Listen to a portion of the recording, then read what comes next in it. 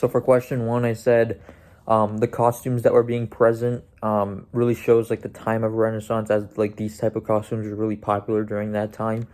I think it made it really cool for the audience to see. I think it's just to make the audience understand the play a little bit more, know what's going on, and like I said, like make it more realistic, and so that they would not have maybe as many questions about, hey, what's going on during this time. So for question two, I said um, most of the children added, like, how they were, like one of the scenes was most of the children added how they were like singing in the background.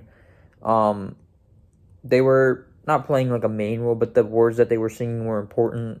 Um, and I also remember where it was where I think Nick Bottom was using the children as like slaves, servants. I think it kind of shows. I think it really shows the role of the children.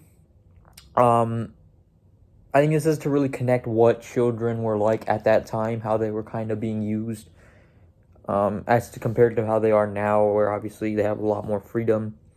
Um, so yeah, and then for question three, I said what was confusing to me was the role about the fairies. After doing some research, I said I saw that the purpose of the fairies were mainly to give comedy, um, and like childlike characteristics. For example, it makes sense because, you know, the fairies are out to play tricks on the actors in the woods and, scare them.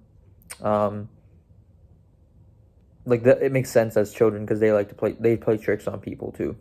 Um, what I think Midsummer Night Dreams for question four says about identity, power, and politics, I think it mainly says the lack of power that women had back then.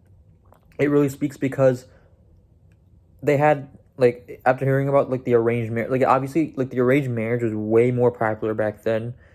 It's nowhere near as it's nowhere near as common today as it was back then. It really speaks to the freedom that women have and the power that they have to really make their own decision today as they had back then. For question five, I said what was cool is the part where the fairy queen, she was kind of like in the air. I think when all the effects that were being implemented, I think made it more realistic, and I thought that was really cool.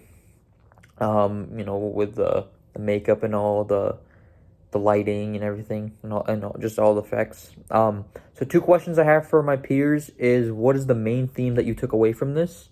And what do you think this says about identity? Because I didn't focus too much on the identity. I focused mainly on the power that was being shown. So I want to hear what you guys have to think about the identity.